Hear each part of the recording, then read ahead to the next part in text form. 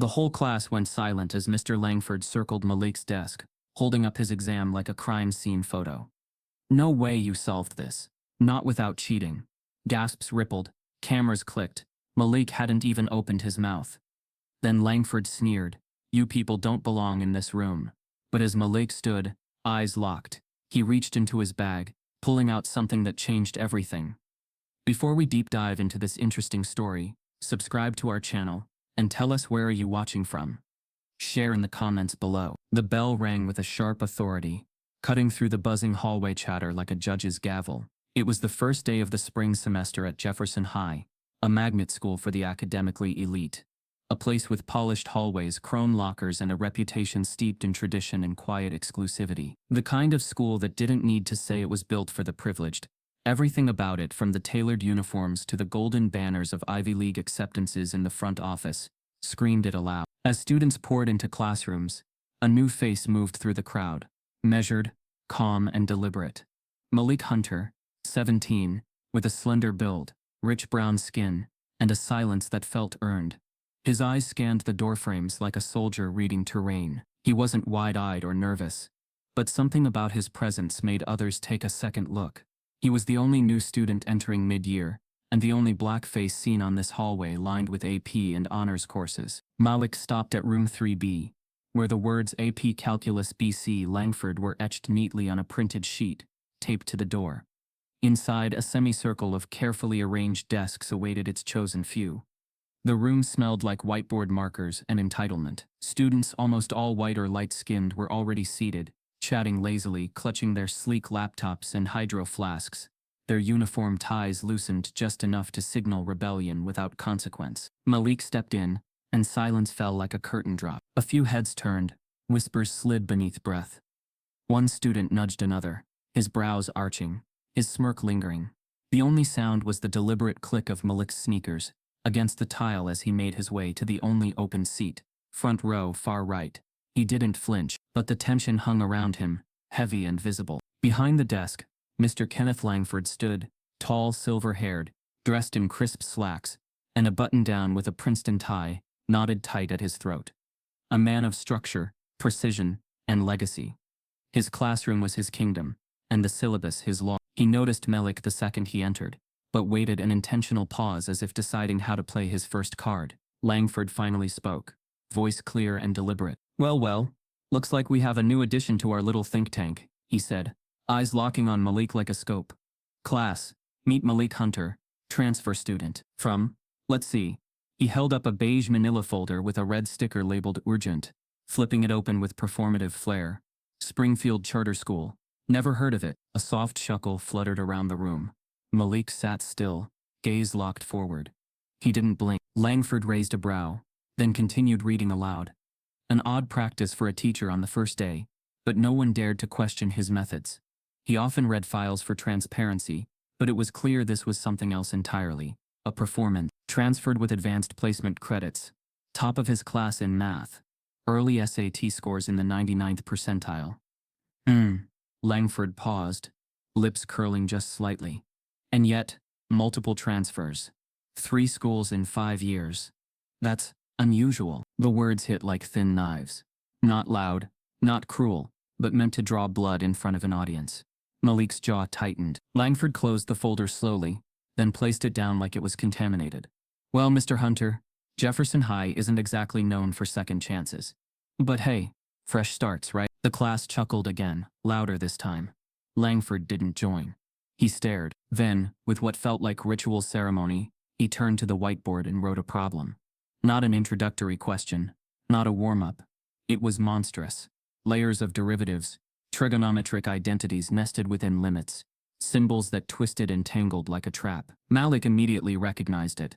It was a calculus problem used in math competitions at the national level, something no sane teacher would open a semester with. "Let's see what everyone remembers," Langford said, stepping aside. "Mr. Hunter, care to give it a shot?" First day, fresh eyes. A murmur of disbelief rippled through the room. Malik didn't speak. He stood slowly, walked toward the board, and picked up the marker. Every eye was on him. He could feel their doubt pressing into his spine. He glanced at the problem, took a breath, and began writing. Not with hesitation, but with the kind of practiced clarity that revealed more than knowledge.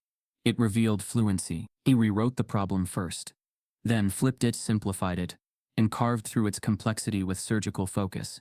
The room shifted from amusement to silence to disbelief. Halfway through, Langford's expression hardened. His arms crossed. He didn't blink. Malik finished in under 2 minutes. He capped the marker, stepped back, and walked to his seat without a word. No one spoke. Until Langford did. "Well then," he said coolly, eyes still on the board. "Interesting approach. Though I'd love to know which website you memorized that from." It was a dagger masked as a compliment. A single laugh escaped from the back. Then another. Laughter grew, not joyful, but charged with something uglier. The kind of laugh that made others look around nervously. Malik didn't laugh. He sat completely still. Langford walked to his desk, picked up the folder again, and this time read slower, voice laced with quiet venom. "Let's see.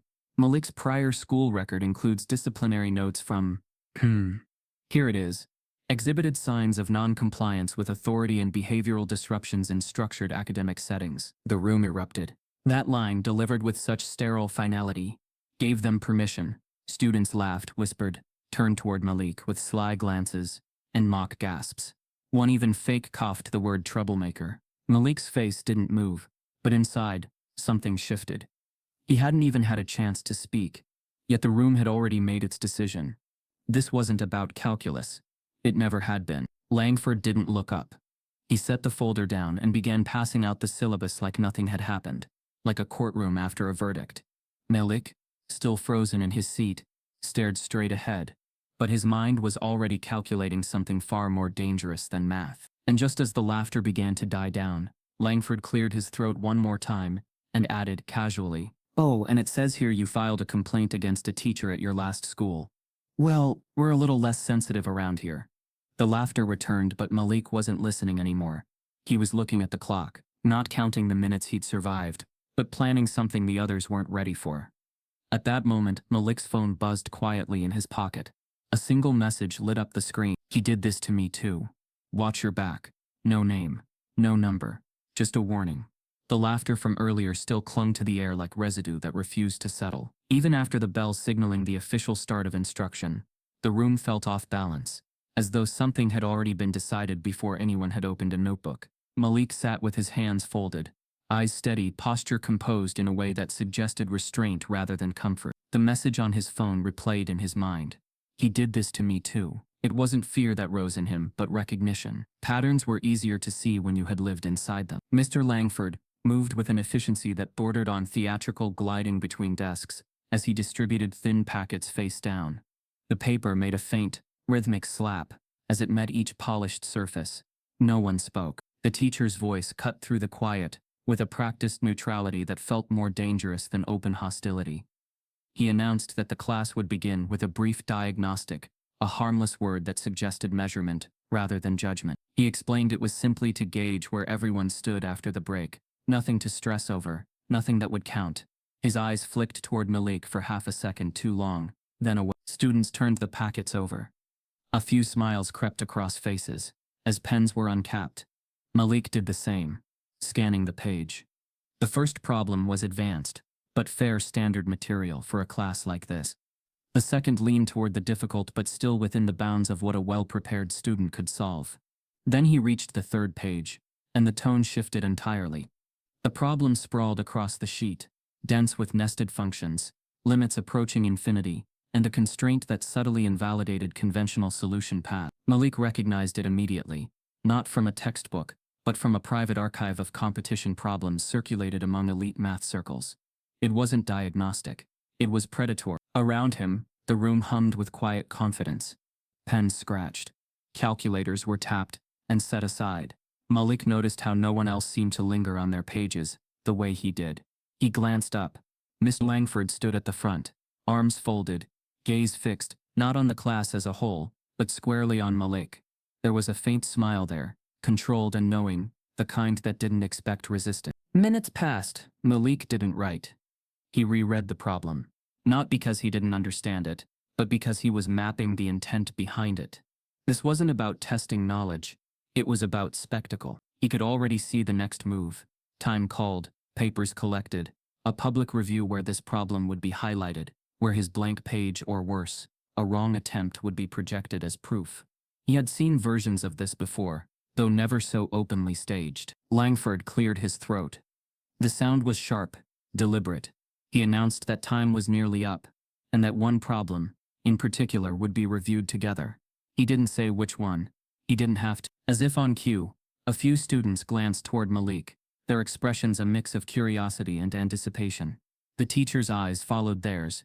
Then he spoke Malik's name aloud, crisp and unmistakable, and asked him to bring his packet to the front. The request was framed as routine, but the room understood the subtext. Chairs creaked as students shifted to get a better view. Someone whispered something that drew a stifled laugh. Malik stood slowly, the chair legs scraping softly against the floor. He walked to the front with the same measured calm he had shown earlier, though inside his thoughts moved faster now, aligning, preparing. He handed the packet to Langford, who flipped through it with exaggerated care, stopping at the final page. "Well," Langford said, holding the paper up just enough for the front row to see the untouched margins. "It seems our transfer student chose not to attempt the final problem." He turned to the class, eyebrows raised. "That's honesty, at least." The words landed with a murmur of approval. Malik didn't correct him. He stood beside the desk, hands at his sides, eyes forward. Langford continued, explaining that the problem was challenging by design, meant to separate surface-level understanding from true mastery. He spoke about rigor and standards, about how Jefferson High did not lower the bar for anyone. Each phrase sounded reasonable on its own, but together they formed a narrative that placed Malik exactly where Langford wanted him, below. Then came the pivot. Langford suggested that, for educational purposes, Malik might try solving it on the board now, with the class watching. He framed it as an opportunity, a chance to learn from mistakes in real time. The room stirred. Someone whispered that it was brutal. Someone else whispered that it was fair. Malik felt the weight of the eyes on him, the expectation of collapse. He looked at the board. The problem was already written there, identical to the one on his page, except for a subtle alteration in the constraint, a change so small most wouldn't notice, but one that rendered standard methods useless. His gaze flicked back to Langford, and for the first time he saw it clearly, the trap within the trap.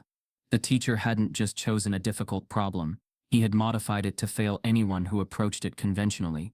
It was a quiet sabotage, elegant and cruel. Malik spoke, his voice steady, asking whether the constraint on the board matched the one on the quiz. Langford smiled and replied that it did, suggesting Malik might be misremembering. A few students snickered. The moment could have ended there, with Malik backing down. The narrative complete. Instead, something shifted. Malik nodded slowly, as if conceding the point. He stepped closer to the board, marker in hand. The room leaned in.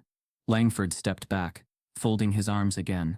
The picture of benevolent authority. Malik began not by writing equations, but by erasing a small section of the problem and rewriting it in a clearer form. He didn't rush. He didn't perform. He translated. As he worked, the whispers changed tone. What had sounded like anticipation of failure softened into confusion. Malik redefined the function space, explaining aloud how the altered constraint changed the domain entirely. He spoke without bravado, without apology, his words precise and accessible. He didn't accuse Langford of anything.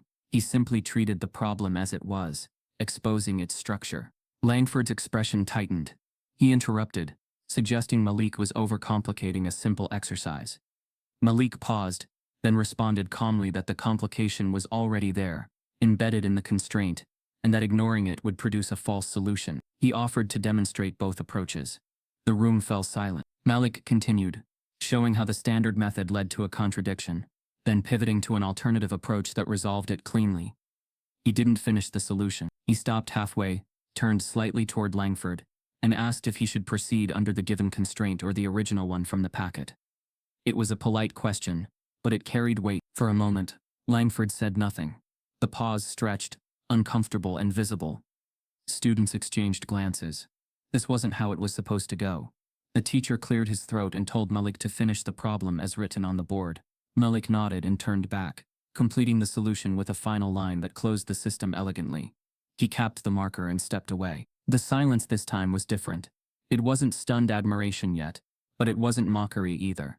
It was uncertainty, The sound of a room recalibrating. Langford approached the board, scanning the work with narrowed eyes. He didn't comment on the correctness. Instead, he questioned the originality, suggesting Malik might have memorized the solution. Malik replied evenly that memorization wouldn't account for the constraint change, and that if Langford wished, he could explain the reasoning step by step. A few students shifted in their seats. One raised an eyebrow. Another leaned forward. The power dynamic wavered. Just slightly. Langford felt it. He smiled again, sharper now, and said that such explanations could wait. He dismissed the class early, citing administrative duties, and instructed everyone to review the syllabus at home. As chairs scraped and backpacks zipped, whispers erupted, not of laughter this time, but of speculation. Malik returned to his seat, packing his things with care. He could feel the room watching him differently now. Not convinced otherwise either. Langford stood at the door, thanking students as they left, his gaze never leaving Malik. When Malik reached the threshold, Langford spoke quietly, just loud enough for him to hear, remarking that confidence could be dangerous when it wasn't earned. Malik met his eyes for the briefest moment, then stepped into the hallway. Behind him, the classroom buzzed with a new kind of energy, uneasy, unsettled, and unresolved. And as Malik walked away, he knew this wasn't over. It was only the opening move. Back inside the classroom, Langford turned back to the board, erased Malik's work with a single angry swipe, and pulled out his phone, typing a message to someone labeled only as admin. The hallway outside room 3B buzzed with low, unsettled chatter, but inside, the air felt vacuum-sealed. Miss Langford had locked the door behind the last student, as if the room itself were evidence. He stood alone for a moment, staring at the whiteboard where Malik's solution had just been erased, the faint ghost of equations still visible beneath the smear. His phone vibrated once in his palm. He didn't check it. Instead, he straightened his tie, inhaled slowly, and prepared to reclaim control. When the bell rang again, students filtered back in with an energy that hadn't existed an hour earlier. Word had traveled, not the facts, never the facts, but the tension. Some came curious, some defensive, some eager for spectacle. Malik entered last, posture unchanged, though the room now seemed to lean toward him, measuring him in a new way. He took his seat without ceremony, eyes forward, jaw set. The message from earlier still sat like a weight in his pocket, unanswered. Langford wasted no time. He announced that the class would revisit the problem from earlier, framing it as a learning opportunity. His tone was smooth, almost generous, but there was an edge beneath it, sharpened by the quiet hum of the room. He rewrote the problem on the board, this time carefully, precisely, the altered constraint placed just so. He turned, marker poised, and addressed Malik by name again, asking him to explain his reasoning from before for the benefit of everyone else. Malik didn't rush to the board. He asked whether the explanation should follow the altered constraint, or the original one from the quiz. Langford's smile tightened. He said the board reflected the correct version.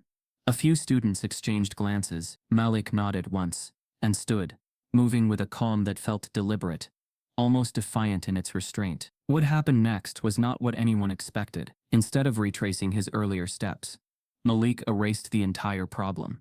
Gasps rippled through the room. Langford stiffened, opening his mouth to object, but Malik had already begun rewriting. Not the same equation, but a transformed version, stripped down to its structural core. He explained, in measured language, that the problem as written was unnecessarily convoluted, that its essence could be expressed more clearly by redefining variables and isolating the limiting behavior. He wasn't simplifying for ease, he was revealing intent. The room quieted. Malik's voice was steady, unhurried, carrying a confidence that didn't seek approval. He showed how the altered constraint introduced a hidden asymmetry, one that invalidated standard approaches, unless addressed explicitly. He demonstrated how most students, even advanced ones, would instinctively apply familiar techniques and arrive at a contradiction, not because they lacked skill, but because the problem was designed to mislead. As he spoke, he rewrote the equation again, this time flipping its orientation entirely, reframing it as an optimization problem, rather than a limit evaluation. Langford watched, his eyes narrowing, a faint twitch appearing at the corner. This was not memorization. This was not rote brilliance. This was something else, something that threatened the narrative he had been constructing since the moment Malik walked through the door. Students leaned forward now, pens forgotten. A few whispered questions to each other, Not mocking this time, but trying to keep up, Malik continued, layering insight upon insight, each step revealing why the original framing was flawed, and how the rewritten version exposed a cleaner path to resolution. He didn't rush to the final answer. He built toward it, brick by brick, making the structure impossible to deny. When he finally reached the solution, it landed quietly, almost anticlimactically. No flourish, no pause for effect, just a final line that closed the system with elegant inevitability. Malik stepped back, capped the marker, and waited. For a moment, no one spoke. The silence felt heavier than before, charged with something close to awe. Even those who had laughed earlier seemed unsure where to place their eyes. Langford approached the board slowly, scanning the work with an intensity that bordered on disbelief. He checked the steps, then checked them again, tracing the logic with his finger as if searching for a crack. "You've rewritten the problem," Langford said at last, his voice controlled. "Yes," Malik replied evenly. "To make it solvable under the given constraint." Langford turned to the class, chuckling softly, as if amused. He remarked that rewriting problems was a common trick, that it could make almost anything look impressive. He suggested that while creativity was admirable, it didn't necessarily reflect mastery of the material as taught. The words were smooth, but they didn't land the way he intended. The room had shifted too far. A student in the second row raised a hand tentative, surprised by their own courage. They asked whether Malik's approach was valid, whether it followed accepted mathematical principles.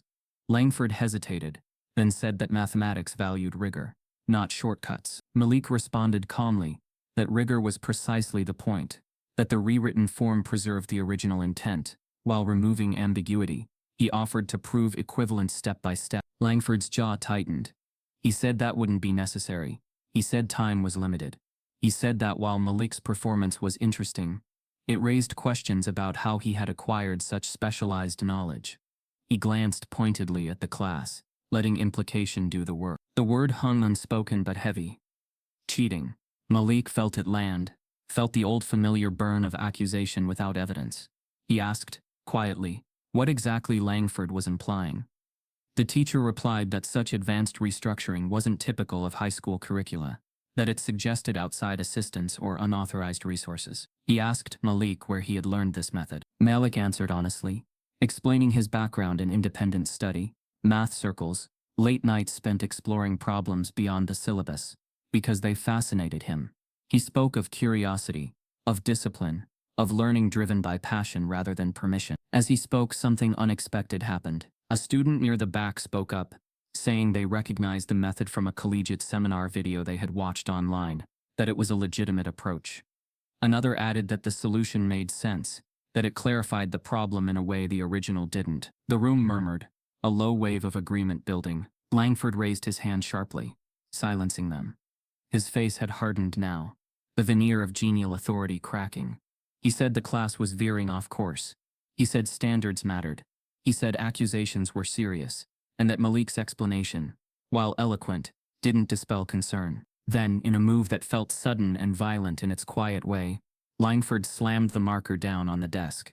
The sound echoed, sharp and final. The room jumped. "This is not your stage," he said coldly.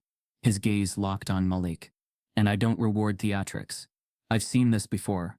Students who come in with something to prove often resort to shortcuts when they can't keep up." The word finally surfaced, clear and unmistakable. Cheating. Malik stood there, the weight of the accusation pressing into his chest. He felt eyes on him again, but this time they weren't mocking. They were searching. Langford announced that the matter would be reviewed, that academic integrity was non-negotiable, and that until questions were resolved, Malik's work would be considered suspect. The bell rang, piercing the tension. Students gathered their things in stunned silence. Malik returned to his seat, packing his bag with care, his movements controlled. As he stood to leave, he caught a glimpse of Langford's phone on the desk. The screen lit with a message preview from admin. It read only 3 words. "Proceed as discussed." As Malik stepped into the hallway, an announcement crackled over the intercom calling him to the main office immediately, while behind him, Langford watched, certain he had just won. The teacher's lounge at Jefferson High had always been a sanctuary. Muted colors, soft lighting, the low hum of a coffee machine, masking whispered grievances and professional alliances. It was where reputations were quietly shaped long before students ever felt the consequences. That afternoon, Mr. Langford entered with a stiffness that betrayed his composure, closing the door behind him with a firmness that drew attention. A few teachers looked up from their laptops and lunch containers, registering his presence with polite nods. Langford didn't sit right away. He poured himself coffee he didn't drink, pacing slightly, as if organizing his thoughts. When he finally spoke, his tone was casual, almost weary, the voice of a man burdened by responsibility rather than malice. He mentioned the new transfer student, Malik Hunter, framing the name like an inconvenience that required explanation. He described Malik as bright but unsettled, emphasizing confidence in a way that suggested arrogance. He spoke of classroom disruptions that hadn't happened, of a tendency to challenge authority that he claimed to have already observed. Other teachers listened, some curious, some skeptical. One asked what exactly Malik had done. Langford sighed, as though recounting something unpleasant but necessary. He said Malik had tried to undermine him publicly, rewriting problems to show off rather than learn. He said the behavior reminded him of students he'd dealt with before, kids who mistook attention for respect. He let the implication linger, then added that Malik's file was concerning, that there were notes from previous schools about non-compliance and complaints. The younger teacher frowned, pointing out that advanced students sometimes approached material differently. Langford smiled thinly, replying that difference wasn't the issue. Intent was. He suggested that Malik's demeanor felt aggressive, that there was an edge to him that made others uncomfortable. He didn't raise his voice. He didn't accuse directly. He simply layered impressions until they formed a picture that felt complete enough to accept. Then came the pivot. Langford mentioned, almost offhandedly, that he'd done some digging. He said he'd noticed gaps in Malik's school history, transfers that didn't quite add up. He wondered aloud whether there might be things administrators weren't aware of. He didn't say criminal, not outright, but he used words like troubled background and patterns you see with certain kids. The room shifted subtly. A few teachers exchanged looks. The seed plant. One teacher asked whether any of this was documented. Langford replied that documentation often lagged behind reality, that teachers on the ground saw things files never captured. He emphasized the importance of protecting the school's culture, its standards. Jefferson High prided itself on excellence, on order. He suggested that ignoring warning signs could put everyone at risk, not physically, but reputationally. That word carried weight. By the time the bell rang signaling the end of the day, the mood in the lounge had changed. No one challenged Langford outright. A few nodded sympathetically. A few remained quiet, their silence a form of consent. Langford left first, satisfied enough to move forward. The smear didn't stay contained. It traveled through casual conversations in hallways, through concerned emails framed as questions, rather than accusations. Administrators began to speak of Malik in meetings with a cautious tone, as if handling something volatile. His name became associated with phrases like potential issue and needs monitoring. None of it reached him directly. That was the point. The next morning, Malik arrived early, as he always did, hoping to get ahead of the day. He felt the shift immediately. Teachers who had nodded politely before now watched him longer, their smiles tight. A security officer lingered near his locker, pretending to check a clipboard. In class, a teacher paused mid-sentence when Malik raised his hand, then called on someone else. These were small things, deniable in isolation, but together they formed a pattern that pressed in on him from all sides. Between periods, Malik was called to the main office. The announcement crackled over the intercom, his name pronounced carefully, as if already under review. He walked the familiar corridor with a growing heaviness in his chest, passing trophy cases and college banners that now felt less like inspiration and more like warning signs. Inside the office, the air was colder. The receptionist avoided his eyes, directing him to wait. Minutes stretched. Finally, the principal's door opened. Principal Howard, a man known for his measured calm, gestured for Malik to enter. His office was immaculate, framed diplomas lining the walls. On the desk lay a single sheet of paper, face down. Howard invited Malik to sit, folding his hands with practiced neutrality. He spoke about adjustment periods, about how transfers sometimes struggled to adapt to Jefferson High's expectations. Malik listened, saying little, his gaze fixed on the edge of the desk. Howard then turned the paper over. It was a printed photograph. Malik recognized it instantly. It showed him standing outside a community center late at night, taken from a distance, grainy and cropped to remove context. In the photo, police lights bled into the frame from somewhere off camera, casting harsh colors that suggested trouble where there had been none. It was from months ago, a moment after he'd stayed late tutoring younger students when officers had responded to an unrelated call nearby. Howard asked Malik to explain. His tone was calm, but the implication was clear. Malik did, describing the context, the tutoring program, the coincidence of the lights.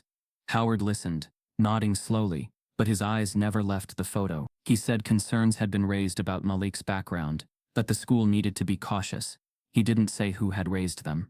He didn't have to. As Malik spoke, he realized the trap had already closed. The image did what words alone could not. It froze him in suspicion. It stripped away nuance and replaced it with assumption. He could feel Langford's influence in the room, invisible but present. Howard concluded by saying the matter would be reviewed, that Malik should cooperate fully, that transparency was in his best interest. Malik stood, thanked him politely, and left the office with the weight of the photograph burning in his mind. Outside, the hallway buzzed with normalcy that felt cruel in its indifference. Malik walked back to class, aware that something fundamental had shifted. The smear had moved from whispers to records, from lounge talk to official concern. As Malik reached his locker, his phone vibrated with a new message from an unknown number, containing the same photograph now marked with a single line of text. This is just the beginning. By lunchtime, the photograph from the principal's desk had already begun to lose its grip on Malik's thoughts, not because it mattered less, but because something louder was rising to drown it out.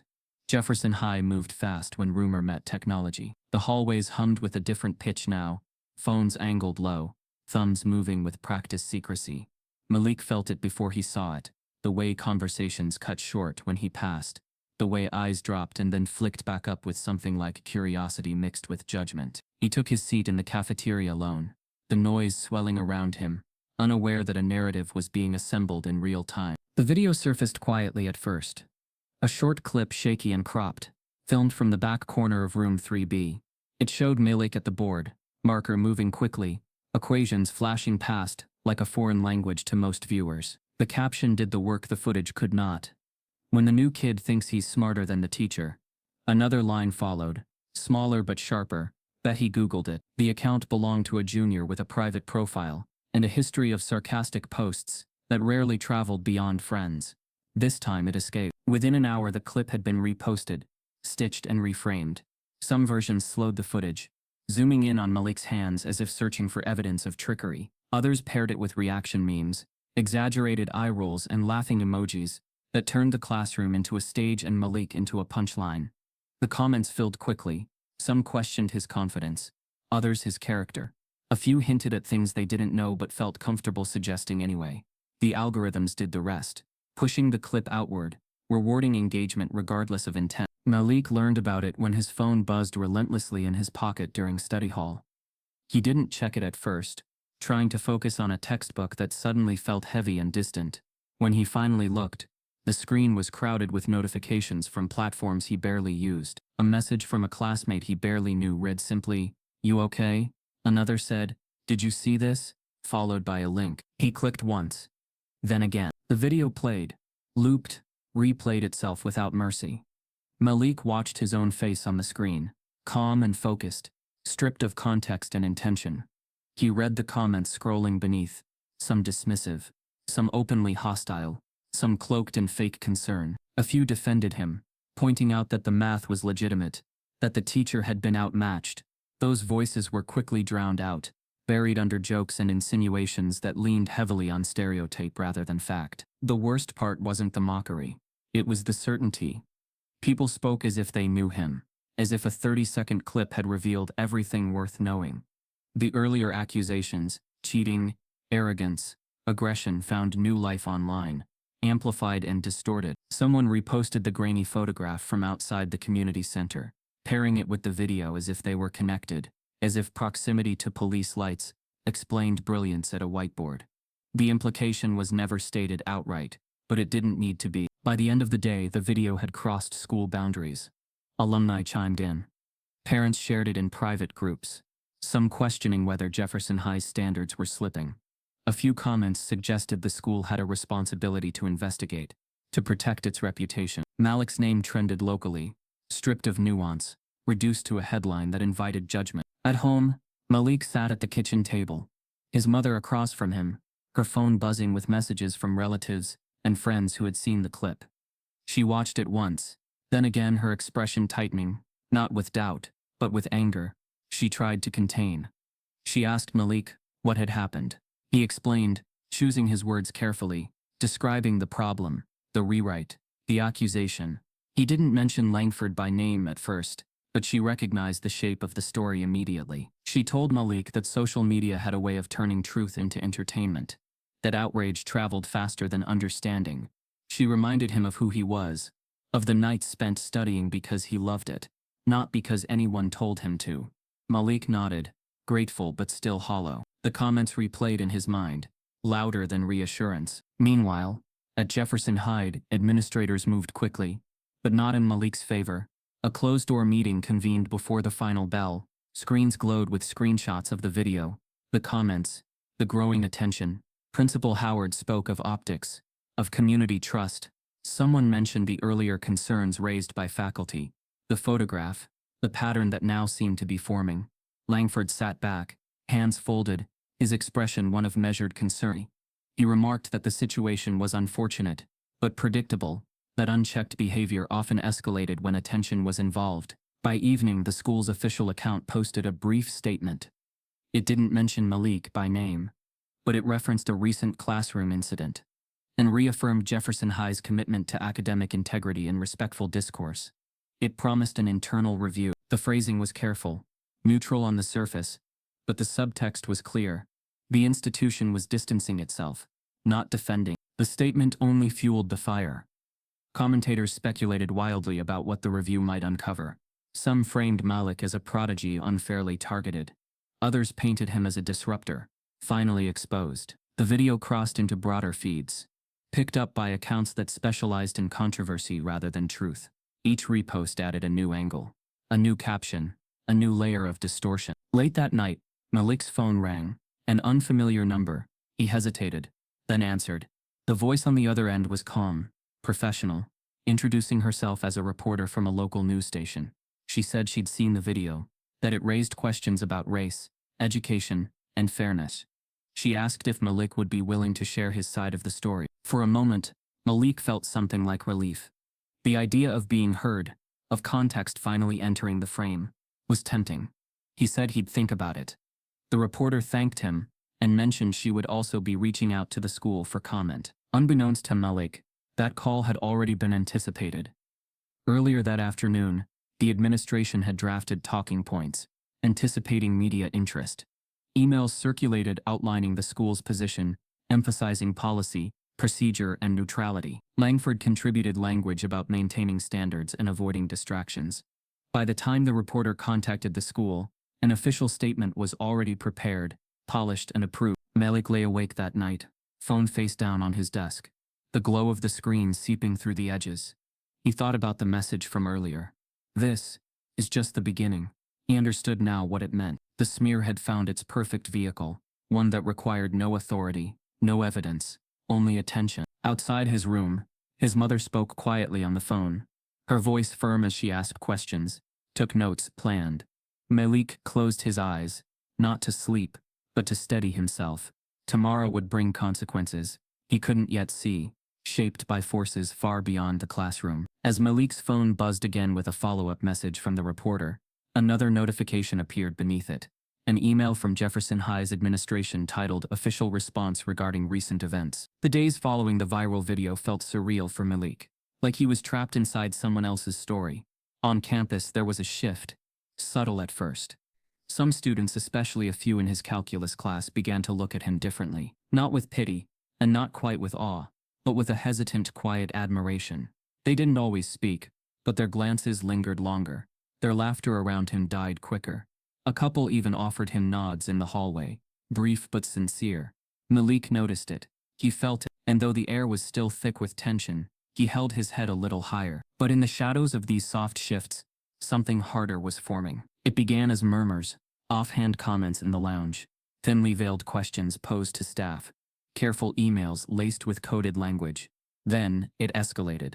The PTA's internal group chat, composed mostly of well-connected, affluent white parents, lit up with messages late into the night. Screenshots of the video, speculation over Malik's background, links to the old, out-of-context photo.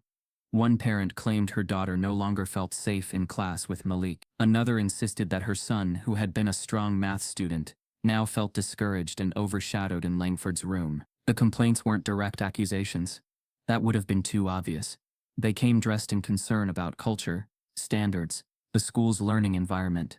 They didn't question Malik's intelligence, but his intent. They asked if he had an attitude problem, if his behavioral record had been thoroughly reviewed. And always, threaded through every message, was the unspoken charge: he doesn't belong here. The PTA president, a polished woman named Marianne Carlisle, whose son sat 2 rows behind Malik in AP Calculus, called an emergency meeting under the pretense of academic climate stability. The agenda was vague, but the intent was razor-sharp. She opened the meeting by addressing the recent social media disruption, referring to the viral clip like it was a disease that needed containment. She spoke of the importance of maintaining Jefferson High's reputation as an elite institution, and how disruptions, no matter how gifted the student, must be handled with sensitivity to all families. Langford attended, seated quietly near the back, allowing the room to fill with tension before he added anything. When he did speak, his words were perfectly curated. He mentioned that Malik was a highly capable student, but that his adjustment to Jefferson's culture has been challenging. He suggested that Malik might benefit from a smaller, more personalized academic setting, a phrase that sounded generous but landed like exile. Several parents agreed. One, a father in a tailored blazer, leaned forward and asked whether Malik had ever been evaluated for emotional regulation. Another mother clutched her pearls, literally, and asked if the school had vetted all of his transfer documentation given what's circulating online. No one said race. No one had to. The room understood the language. The meeting ended with vague resolutions, calls for further review, heightened observation, and supportive intervention. But as the parents filed out, satisfied, the real damage had been done. Malik was no longer just a student. He was a threat, a symbol of everything they feared would disrupt the carefully curated world they had built. By morning, the front office was overwhelmed, voicemails filled with polite outrage, emails requesting private meetings, complaints laced with subtle warnings about donations, board support, and legacy admissions. Principal Howard held a tight expression as he read through them. He knew what was happening. He also knew what ignoring it might cost. Jefferson High didn't survive on tuition alone. It survived on silence, on optics, on the comfort of people who believed their children were owed success. Meanwhile, Malik was oblivious to the scope of the storm gathering around him. In class, he focused, quiet but alert. He noticed Langford watching him more now. Not directly, but always aware. The stares from certain students had sharpened again, shifting from curiosity to discomfort. Some no longer made eye contact at all. By mid-morning, he was called out of class. A soft voice on the intercom asked him to report to the front office. This time, he didn't feel panic, just resignation. He walked the halls slowly, eyes catching the stares that followed. When he pushed open the office door, the atmosphere hit him instantly. Too quiet, too still. Behind the front desk, the receptionist didn't smile.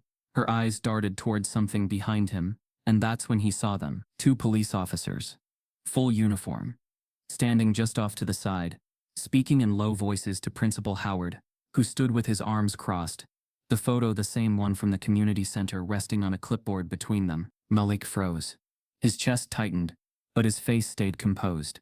The officer closest to him nodded, not unkindly, but with that practiced, rehearsed calm used to avoid escalation. Malik Hunter, the officer asked. Malik nodded. Principal Howard stepped forward.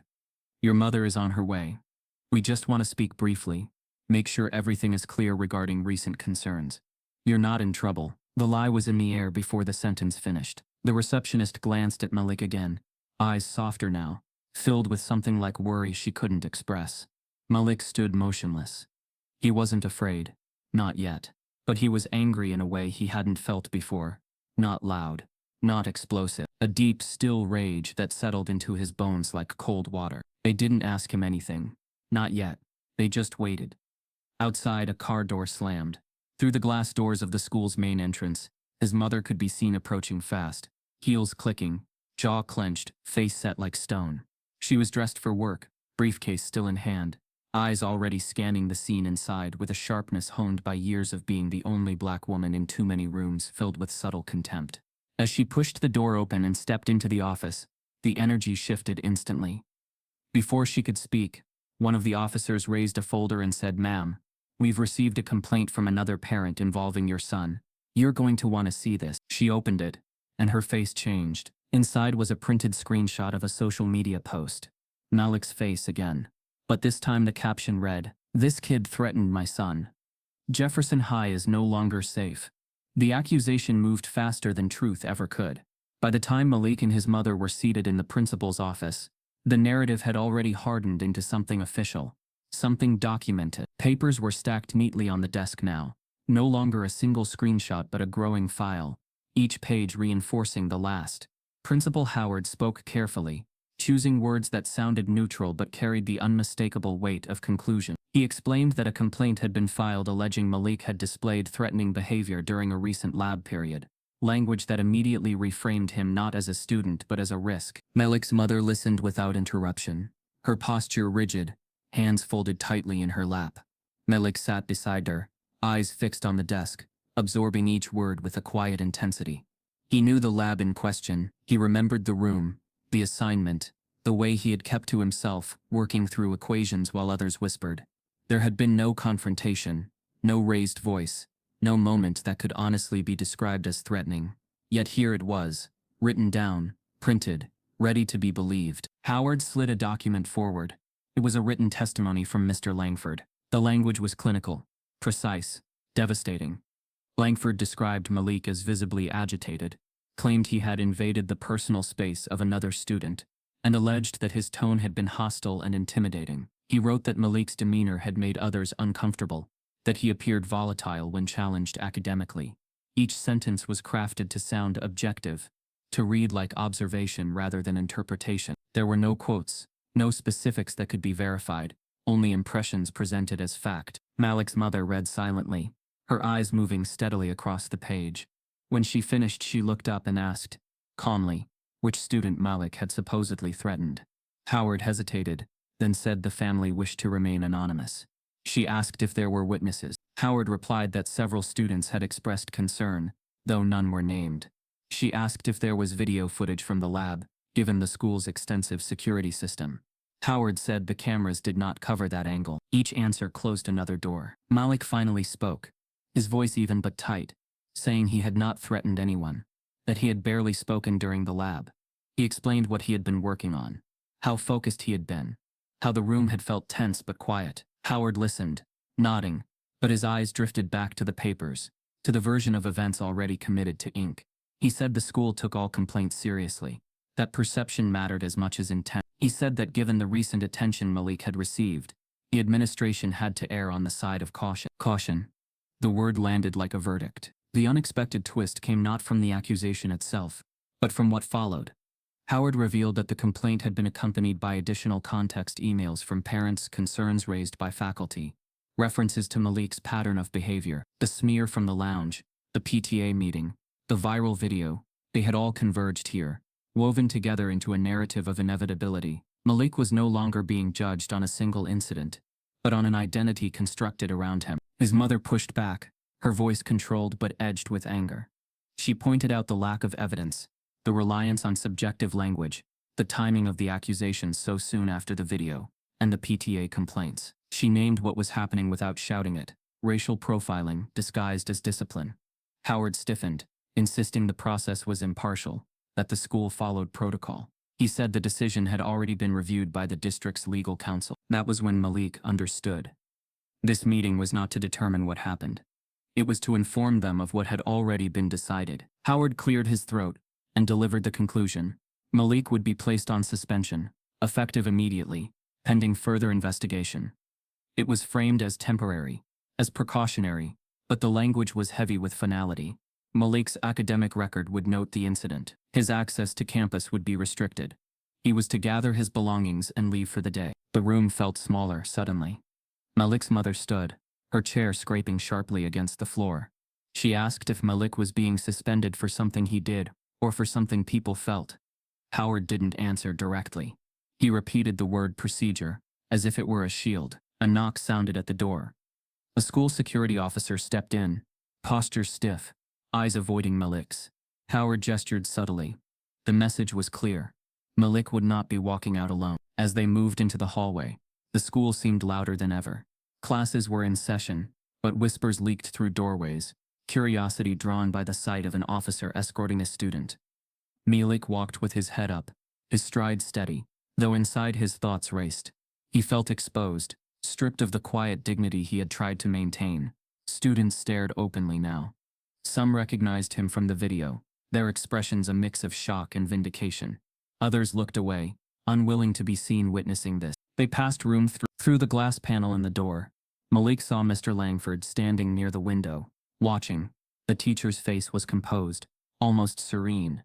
As Malik's eyes met his, Langford's lips curved into a faint smile, not triumphant, not cruel, but satisfied. It was the smile of someone who believed the system had worked exactly as intended. Malik's mother noticed it too. She slowed for half a second, locking eyes with Langford, her gaze sharp enough to cut. Langford looked away, returning his attention to the classroom, to the equations on the board, to the world that still bent to his authority. At Malik's locker, the officer stood back as he gathered his books. His hands trembled slightly as he packed, not from fear but from the effort of restraint. Each textbook felt heavier than it had that morning. Each notebook carried notes he might never get to use. The hallway buzzed with speculation, phones discreetly lifted, messages already being typed. Someone whispered his name as if it were confirmation of a rumor. When they reached the front entrance, the sunlight spilling through the glass doors felt harsh, unforgiving. Malik paused, looking back once at the school that had promised excellence and delivered exclusion. His mother placed a hand on his shoulder, grounding him. They stepped outside together. Behind them, inside the building, the machinery of reputation continued to turn. Emails would be sent, records updated, stories refined. By the end of the day, Malik's suspension would be known, cited as proof that concerns had been valid all along. But Malik knew something else had happened. The accusation hadn't just suspended him. It had marked him. It had transformed brilliance into suspicion, confidence into threat. It had taken everything he had shown and recast it as danger.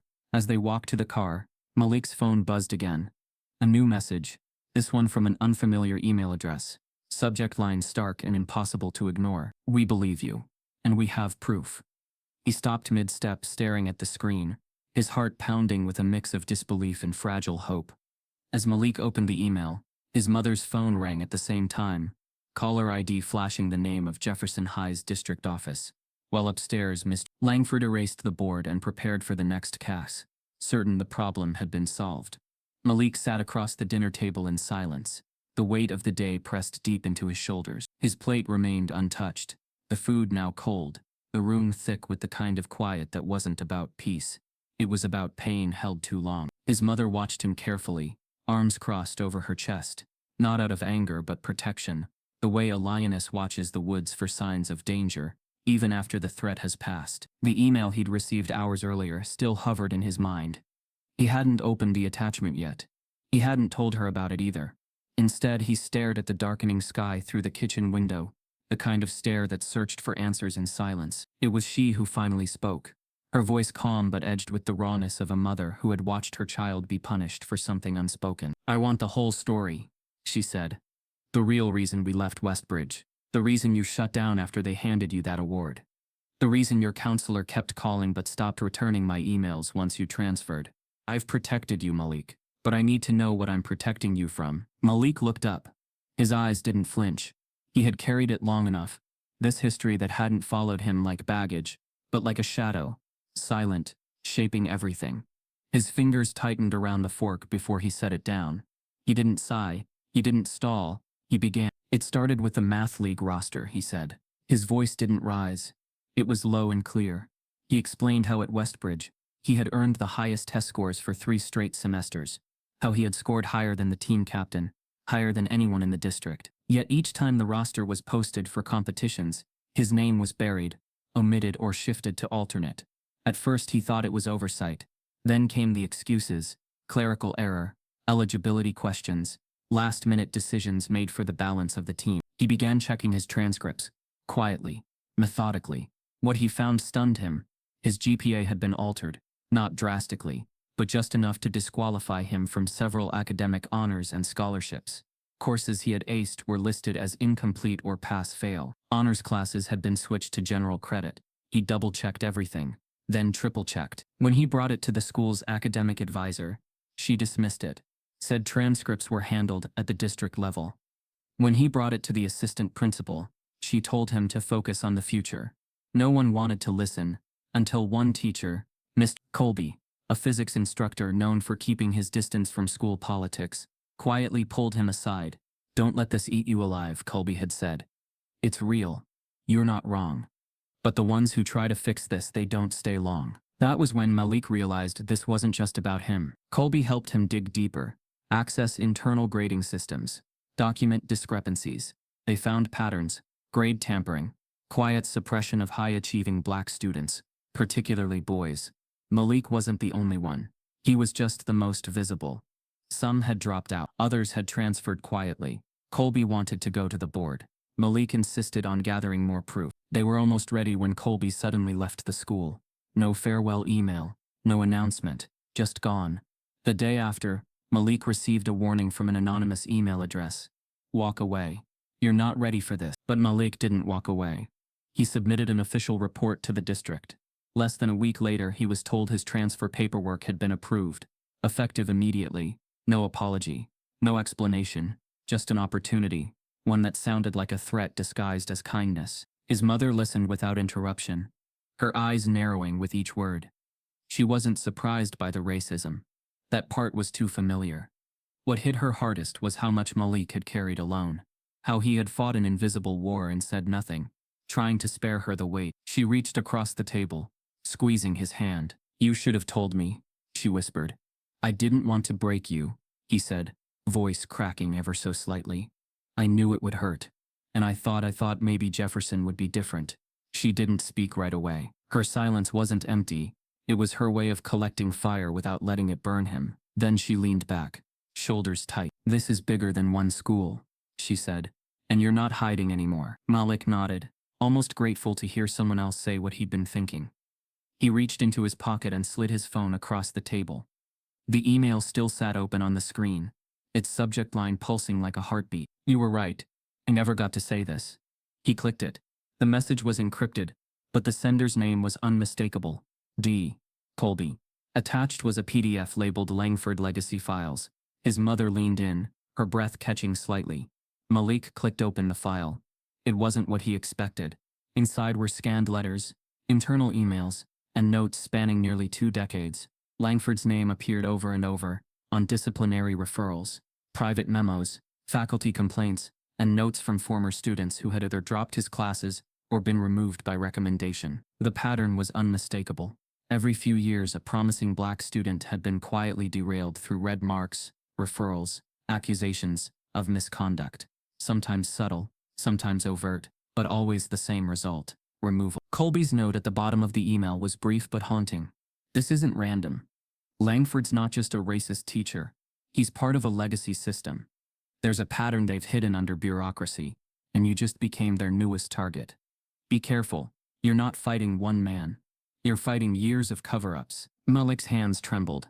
His mother stood abruptly and walked to the sink, gripping the counter with both hands. For years, she had believed they were just outpacing obstacles. But now she saw it clearly. They weren't dodging roadblocks. They were running through landmines, laid by people who smiled in daylight and sabotaged in silence. "This is why they're so scared of you," she said, voice low but charged. "You don't just survive their systems, you expose them." Malik sat still, absorbing everything, mind racing not with fear but with strategy. He had evidence now, real evidence. But evidence didn't win battles. Exposure did. Suddenly his phone buzzed again. Another email. Same anonymous address. "There's more. But it's offline. We need to talk in person. No phones. No school." The address listed in the message led to an abandoned parking lot on the edge of town, and the name signed at the bottom wasn't Colby this time. It was someone else, a former student, expelled in name, Elijah Croft. Subject line: "He did it to me too." The parking lot sat just beyond the outskirts of Jefferson's Wealth Line district, a forgotten slab of concrete, fenced in by rusted chain link and shadowed by the bones of an old textile mill. By daylight, it looked abandoned. By dusk it felt like a secret kept on purpose. Malik waited in the passenger seat of his mother's car, watching the orange streetlights flicker to life one by one. His mother sat beside him, her eyes scanning the lot through the windshield, engine idling, her silence louder than any warning. "You sure about this?" she asked, without turning her head. Malik nodded, gripping the encrypted printout in his lap. The message from Elijah Croft still haunted his inbox. "He did it to me too. Meet here. Come alone. No phones." The name hadn't appeared in any of Jefferson High's alumni lists. In fact, a deep search had shown Croft's records stopped abruptly in 2011. One minute he was a National Honor Society junior, ranked top 5% in STEM courses. The next, gone. No graduation photos, no college references, no transfer record. Erased. Malik stepped out of the car, leaving his phone behind per the message's instruction. His mother didn't argue. She watched him walk into the lot with a calm face, though her hands never left the steering wheel. He approached the middle of the lot, where a single street lamp buzzed overhead, casting a sharp circle of pale light. A figure leaned against a black Civic hoodie up, posture casual but alert. Malik slowed as he neared. The man turned, and under the dim glow his features came into focus. Late 20s, scar over one eyebrow, eyes that looked like they'd seen too much too young. "You're Malik," the man said. His voice was gravel-edged, but steady. "Elijah?" Malik asked. "Yeah." A pause. "You got the files?" Malik nodded, pulling out the folder. Elijah didn't reach for it. He didn't need to. He already knew what was inside. "I read Colby's notes," Malik began. "But none of it explains what happened to you." Elijah looked up at the flickering light, then back at Malik. "You want to know what Langford really is?" he asked. "Then you gotta know what he did to me first." He motioned toward the car, not to enter but to lean against. They stood side by side, the night folding in around them. "I was like you," Elijah started. "Quiet, focused, top of my class, math team captain by sophomore year. Langford noticed me early, pulled me into advanced sessions. At first I thought he believed in me, but it wasn't mentorship. It was surveillance." Malik listened, heart pounding. "Any time I got too confident, he'd knock me down," Elijah continued. "Accused me of copying when I beat seniors on tests. Told me I was too aggressive in class discussions. He called my problem-solving style unorthodox, and said I needed to learn discipline before genius. That man didn't want me to fail fast. He wanted me to disappear slowly." Malik's throat tightened. The words mirrored his own experience too perfectly. "But the breaking point," Elijah said, his tone darkening, "was junior year. I uncovered something. Langford was adjusting certain black students' assessments, grading them lower than the rubrics allowed. I had the screenshots. I planned to go to the board." He paused. "Next thing I knew, I was accused of hacking the school system. Tech department backed it, said my student login had been used to access admin files. I was expelled. No hearing, no appeal, record sealed. My parents tried everything: legal aid, civil rights groups. But Jefferson buried it, said I was a disciplinary risk." Malik's stomach turned. "And Langford?" Elijah's laugh was bitter. "Promoted the same year. Won a district teaching award for academic integrity. They protected him." The files began to make sense. Now those sealed legal complaints Malik had found buried in public records. Names blacked out, dates removed, lawsuits filed and dismissed without detail. Whispers of something larger, something carefully managed. Malik asked the question he'd been holding back. "How many students?" Elijah looked him dead in the eye. "Too many. And they don't all make it. Some drop out. Some lose scholarships. Some just give up." He reached into his hoodie and pulled out a flash drive, holding it between two fingers. "This has everything I could recover. Copies of redacted documents. Memos Colby saved before he vanished. Proof Langford's been doing this for over a decade.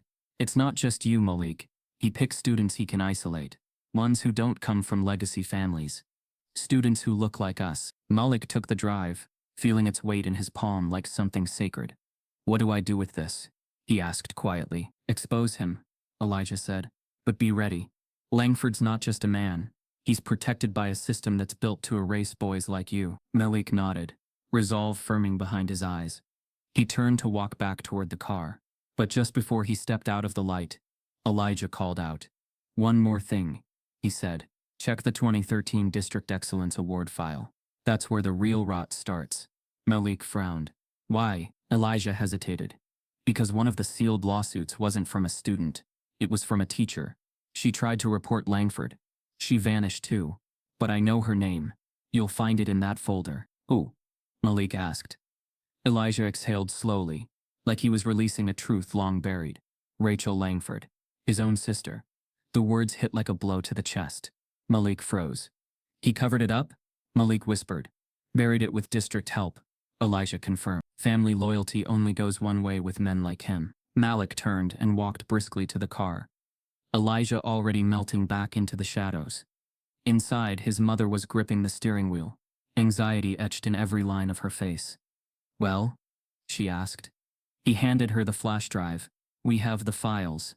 All of it. Names, patterns, suppressed complaints. She looked at him, hope and horror clashing in her eyes. What do we do now? Malik stared ahead, jaw tightening. We bring the truth to the people who matter, loud enough they can't ignore it. As they pulled out of the parking lot, Malik's email pinged again. A new message. Subject line. We heard what you're planning. Stop now or your college admissions disappear. It was unsigned, but the email domain read, idistrictboard.edu. Malik didn't sleep that night. The flash drive burned like fire in his backpack. A promise of truth and danger tangled together. His mother sat beside him on the couch as he reviewed Elijah's files on his laptop. Document after document, email after email, sealed complaints, redacted lawsuits, and testimonies suppressed with bureaucratic precision. The deeper he went, the more he discovered that Langford's trail wasn't isolated. It was part of a pattern that stretched back years, tied not just to one teacher but to a network of educators with quiet power and louder prejudices. Conspiracies aren't born in a single mind, he realized. They germinate in silence, in complacency, and in systems that protect reputation over justice. Late into the night, a knock rattled at the door. Malik's mother peered through the peephole. No one there, just a plain white envelope resting against the mat. No return address. Malik's name was typed on the front in a neat, unfamiliar font. Inside was a single sheet of paper, clipped to a typed note. They are watching. Be careful who you trust. It was unsigned, but the message was unmistakable.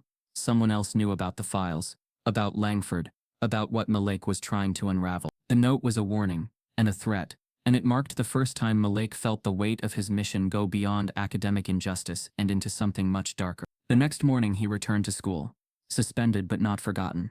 The suspension meant he couldn't attend classes, but it didn't bar him from stepping onto campus property. He chose to be there anyway, partly because he needed to feel normal, and partly because Langford's calculus classroom became the epicenter of his unraveling life. As he crossed the threshold of Jefferson High, staff eyes followed him, whispering just loud enough for him to sense their unease. Some students glanced with sympathetic curiosity, others with cold indifference, and a few with thinly veiled scorn. He walked past the same trophy cases that once felt like aspiration. Now they felt like monuments to a hypocrisy built on exclusion. Elijah's files had pointed Malik toward an unsettling discovery. A network of elite educators in the district who referred to themselves quietly and privately as the Standards Council. It was never written in official policy. It was not sanctioned by any board, but it operated through interlocking assessments, suggested recommendations, funding influence, and faculty endorsements that affected who got into advanced classes and who got quietly nudged out.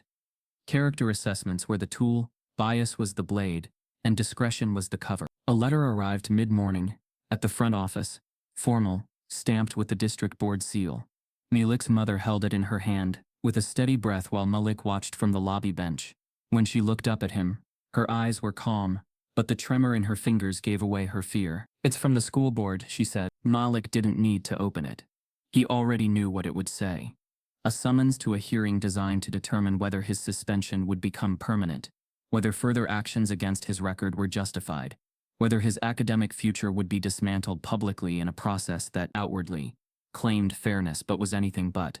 It was the bureaucratic next step in the campaign to bury him. He opened the letter. Dear Mr. Hunter, you are hereby summoned to a hearing before the Jefferson District School Board to review the disciplinary actions taken against you, including allegations of threatening behavior and academic misconduct. This hearing will determine whether your suspension shall be upheld and whether further academic sanctions may be applied in accordance with district policy.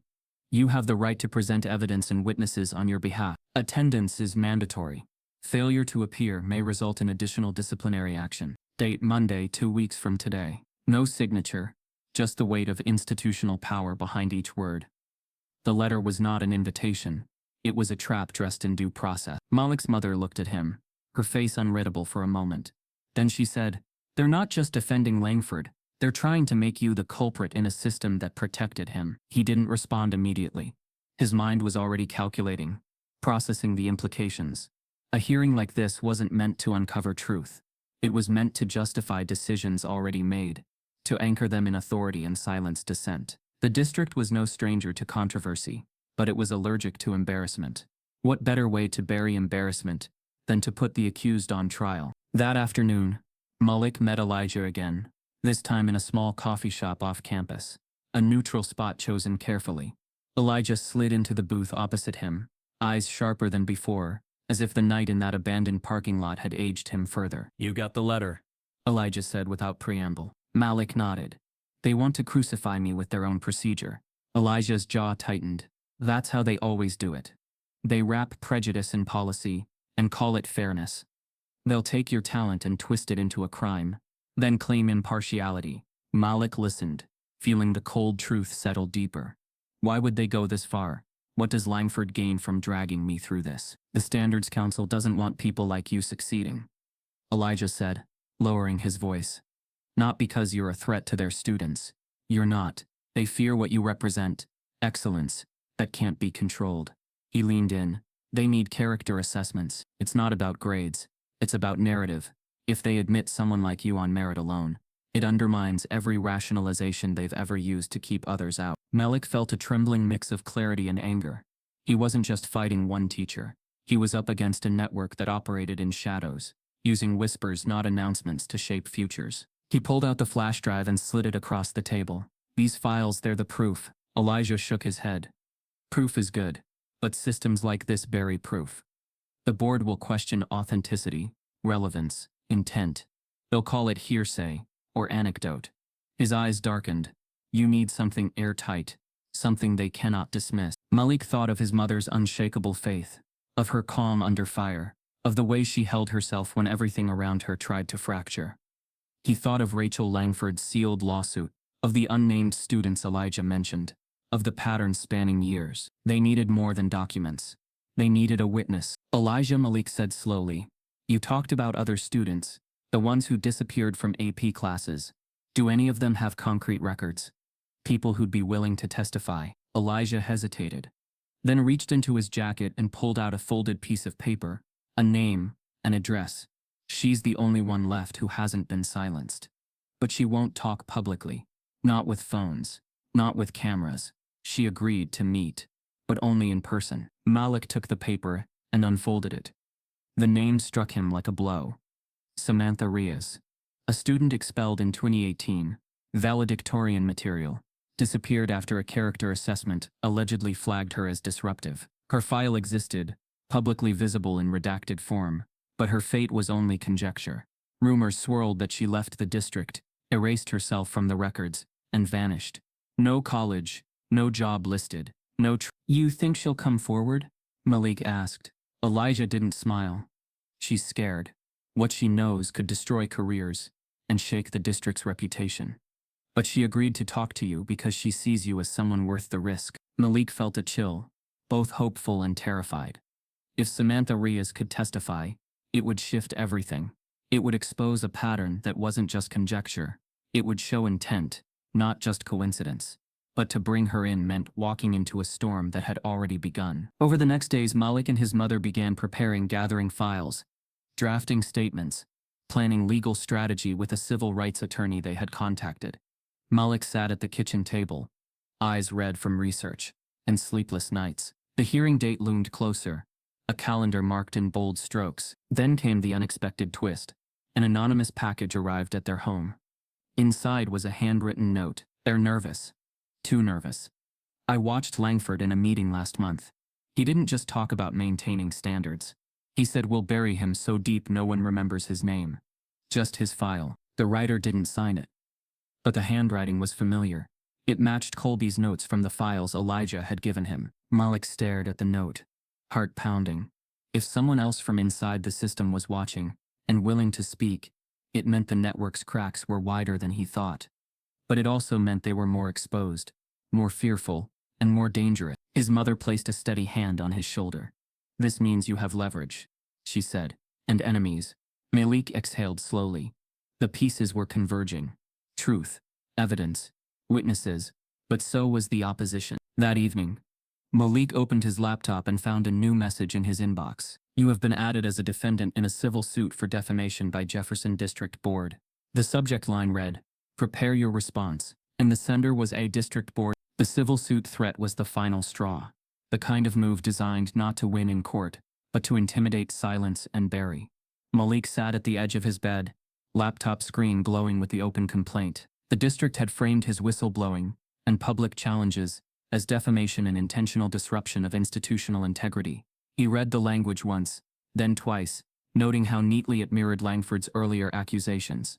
Aggressive, uncooperative, insubordinate. This wasn't just about punishing a student, it was about protecting a narrative, one that depended on his silence. His mother paced in the hallway, phone pressed to her ear, speaking to the civil rights attorney they'd retained, one of the few who had dared to take on school boards before. Malik closed the laptop slowly, and in that stillness something hardened inside him. If they wanted to destroy him through perception, he would counter with performance on their stage, in their arena, in front of the very people who tried to erase him. The idea took shape like a blueprint. He would challenge Langford, publicly, mathematically, not through argument or protest, but through undeniable, unforgiving calculus. A face-off in front of the board, teachers, parents, and students. A neutral format, equal rules, real time, one problem, one solution. And if he solved it, it wouldn't just clear his name. It would expose the lie at the root of everything. That excellence, when born in a black boy, must be doubt. His mother froze mid-call when he told her. "Are you sure?" she asked, voice lined with fear. Malik nodded. He made this about math. Let's make math the language that shatters him. The proposal reached the district board 2 days later. It was bold, unprecedented, and at first laughed off by internal members. But public pressure was mounting. Community organizers had started asking questions. The PTA was no longer unified. Some teachers were leaking information to reporters, and students had begun circulating petitions online. The school board knew if they refused the challenge, they'd look like cowards. But if they accepted, they assumed Langford, a veteran, decorated instructor, would crush a suspended teen on a whiteboard. They underestimated the fire Malik had been forced to build just to survive. Langford received the formal invitation that evening. The moment he read it, his lips curled into a smug smile. He didn't even need to fake surprise. To him, this was perfect. Public spectacle, yes, but on his terms. He accepted within an hour, but not before contacting a longtime friend in the district's academic testing office. The instructions were clear: prepare a problem that looked standard on the surface, but had a flaw buried deep within, an unsolvable catch designed to expose Malik, make him stumble, and justify every accusation made against him. Langford called it an instructional moment. His friend called it smart chat. The event was scheduled for Friday, held in the school auditorium, advertised in the blandest terms: special academic demonstration, advanced calculus techniques. But the students knew what it really was. So did the parents, and the teachers, and the board. It wasn't about learning. It was about watching a battle unfold, one that carried years of injustice on Malik's side, and decades of unchallenged power on Langford's. By the time Malik stepped onto the stage, the room was full. Hundreds of eyes tracked his every move. Camera lights flickered in the back. Reporters whispered notes. The school board sat front row, their expressions unreadable. Langford stood across from him, chalk in hand, sleeves rolled neatly, the picture of confidence. The rules were read aloud by a board moderator. Both participants would be given a sealed envelope containing the same problem. 10 minutes to review, 40 minutes to solve on 2 identical boards. No notes, no phones, just raw skill. Malik took his seat, heart thudding. The envelope was passed to him. He opened it, scanned the problem, and immediately noticed something was wrong. It was elegant. On the surface, a limit involving multivariable derivatives, nested with constraints. But something about the boundary conditions felt unnatural. He reread it. A subtle contradiction. The derivative didn't hold past a certain domain, meaning any typical route to the answer would collapse at step 3 or 4. It wasn't unsolvable. It was unfinishable. He glanced up, eyes narrowing as Langford smiled faintly, and looked away. Malik knew then. It was rigged, but this time, he was ready. Instead of solving the problem as presented, he stepped back and redefined the approach.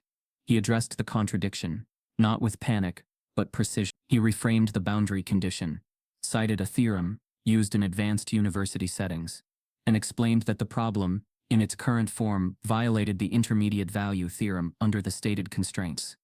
He then constructed an alternate path, a correction, not to fix the test, but to show how, even in sabotage, structure could be restored with logic. Langford, meanwhile, stuck to the path he assumed Malik would take. Standard methods, linear steps. But halfway through, his board went silent. The contradiction exposed itself like a crack in glass. He stalled. He hesitated.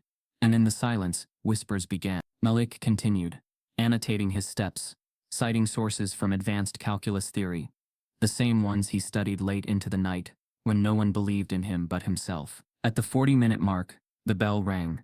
The boards were frozen. The moderator stepped up, unsure how to interpret what had just happened. He turned to the school's math chair, who had been invited to evaluate both solutions. She walked up slowly, scanning each board with growing disbelief. Finally, she turned to the room. One of these solutions identifies the flaw, compensates for it, and adjusts for continuity within domain constraints. The other stops when the function breaks. She didn't say who was who. She didn't have to. The audience already knew. Langford's face was frozen, eyes flicking between Malik's board and his own, realization crawling slowly across his expression. The room held its breath, and then someone clapped. A single clap. Then another. Then the room erupted. Malik stood still, not smiling, just breathing. The applause wasn't victory. It was recognition. He hadn't just survived sabotage. He had reversed it. On record. On camera. The board members stood, most frozen, a few exchanging sharp whispers. Langford backed away from his board, chalk still in hand, jaw clenched. His narrative had fractured, and the crowd saw the cracks. But just as Malik stepped down from the stage, the moderator returned to the mic, tapping it awkwardly. Due to procedural review, he announced, the results of this demonstration are considered informal and not to be used in disciplinary appeals. The applause died instantly. The statement was rehearsed. The escape hatch had been planned. Langford didn't win, but Malik wasn't allowed to win either. As Malik exited backstage, a woman in a tan coat intercepted him, pressing a card into his hand. I used to teach here, she whispered. Langford's record isn't just about math. Check the year 2007. Look for Hall B suspension report. You'll find the real beginning there. Her name? Rachel Langford. The card Rachel Langford handed him felt like it weighed 100 pounds. Malik held it in his fingers backstage, his pulse still echoing from the auditorium showdown. Her handwriting was neat, deliberate. One line on the back. Hall B suspension report, 2007. You'll see what broke him. But what shook Malik more was her presence. She hadn't flinched when she said her name, hadn't blinked when she hinted at something darker than academic politics. She had worked alongside Kenneth Langford once, shared his bloodline, and now she was the one offering a crack in the fortress. By the time Malik reached home, his adrenaline had turned to exhaustion. But fatigue couldn't suppress the momentum building behind him. That night, he opened a fresh search window on his laptop and keyed in the phrase, Jefferson High Hall B disciplinary report. It was buried behind layers of district archives. But he'd been trained by resistance. He knew how to navigate mazes built to hide truth. What he found wasn't what he expected. The report was redacted, but the metadata wasn't. A student, a teacher, a disciplinary confrontation. The incident was labeled insubordination and disruption of academic authority, the same language they now pinned to Malik. The teacher listed, Kenneth Langford. The student's name was blacked out, but the timestamp revealed the year. Malik cross-referenced old faculty schedules and yearbooks, and there it was, a photo of Rachel Langford, in the staff directory. That year she'd been a junior faculty math tutor and student advisor. She had reported Kenneth's conduct for academic favoritism and biased grading. 3 weeks later she resigned. That was the beginning. Rachel's whisper hadn't been an offhand tip.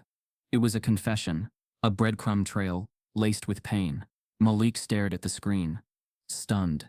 Langford hadn't just carried bias. He had institutionalized it, and his own sister tried to stop him. But the system closed ranks and swallowed her whole. And now it was trying to do the same to Malik. He leaned back from the screen, heartbeat tightening. His hands trembled, not from fear, but from fury finely tuned into purpose. They had rigged the board, the process, and now the test. But Malik wasn't walking into that final hearing unarmed. They wanted a performance. He would give them one that scorched their lies. The school board hearing was scheduled for Friday at noon, closed to the public, but recorded for archival transparency. Malik arrived in a charcoal gray sweater and slacks, carrying nothing but a legal pad and a sharpened pencil. His mother walked beside him, composed and focused, wearing the steel of a woman who had learned long ago how to shield her child from battles no one else could see. Inside, the boardroom was dimly lit, sterile, the walls lined with neutral beige and laminated portraits of retired principals. The long table in the center stretched like a runway. At one end sat Principal Howard, face unreadable. At the other, Langford, arms crossed, expression calm. But Malik caught the flicker in his eyes. The same flicker he'd seen right before every calculated move. The same twitch before every trap. The school board chair, a woman named Judith Lansing, began the proceedings with a forced smile. She summarized the purpose: to determine if Malik's suspension should be upheld, amended, or rescinded based on academic behavior, potential misconduct, and concerns raised by multiple parties. The phrase floated like perfume, pleasant in tone, poisonous in impact. Then she added something that hadn't been in the original hearing notice. To ensure fairness, she said, we've prepared a neutral academic evaluation, a brief problem-solving exercise. This will allow the board to observe both the student's aptitude and demeanor under structured conditions. Malik blinked once. So this was their move. They hadn't told him about the test. Langford's face didn't move. The test was handed to him in a sealed envelope. No calculator, no prior warning, just paper and pen, right in front of the entire board. Malik opened it. The question looked standard at first glance. An optimization problem, involving constraints and real-world modeling. But as he read deeper, he noticed it again, that same sleight of hand. One variable defined ambiguously. A restriction that contradicted the boundaries of the model. If solved as written, the problem collapsed into nonsense. It was a puzzle not meant to be solved, but to expose, to trap. He looked up. Langford finally smiled. Malik picked up his pencil, and then he started to write, not to solve, but to explain. He began by stating the assumptions needed to interpret the question correctly.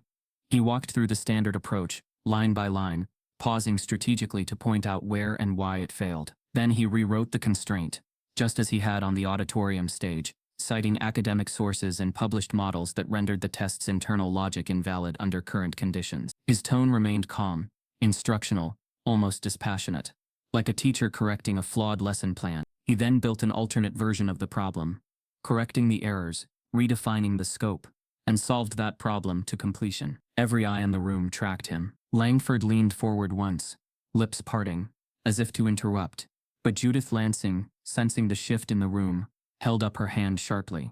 Let him finish, she said. Malik didn't even look up.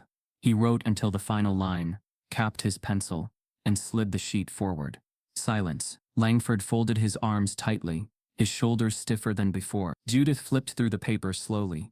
Her eyes moved carefully, taking in each correction, each footnote, each decision Malik had made. She paused at one line, reread it, then glanced at the original copy of the test. Her forehead creased. One of the board members whispered something behind his hand. Another scribbled notes, then nodded toward the chair. Langford finally spoke. He altered the question. That's not solving, it's reframing to avoid failure. Malik's voice, when it came, was steel wrapped in silk. I didn't alter it. I identified its contradictions and corrected them.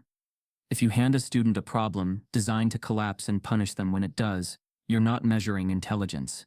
You're weaponizing failure. The room stayed still. Judith exhaled and sat back, eyes locked on Langford. We will deliberate privately. Mr. Hunter, thank you. Malik stood, sliding the pencil into his folder. His mother rose beside him. As they reached the door, he heard Langford shift in his chair. The man was unraveling, not loudly, but visibly. Then Malik paused, turned back. One last thing. he said calmly. Ask Rachel Langford why she resigned in 2007. Check the Hall B suspension report. Ask her why she filed an ethics complaint against her own brother. Langford's face turned pale. Judith looked up sharply. Melik walked out. An hour later, as Melik and his mother sat outside waiting for the verdict, a student intern rushed toward them, phone in hand. You need to see this, she said breathlessly. A news article had just gone live. Headline: Jefferson High math teacher under investigation for pattern of racial discrimination. Reporter Samantha Reyes. The article exploded across campus before the board could even draft a response. Jefferson High math teacher under investigation for pattern of racial discrimination. Students huddled around phones between classes, reading Samantha Reyes' piece like it was forbidden literature. Her words weren't angry, they were sharp, investigative, methodical. She had pulled threads from sealed documents, former student accounts, and board meeting minutes.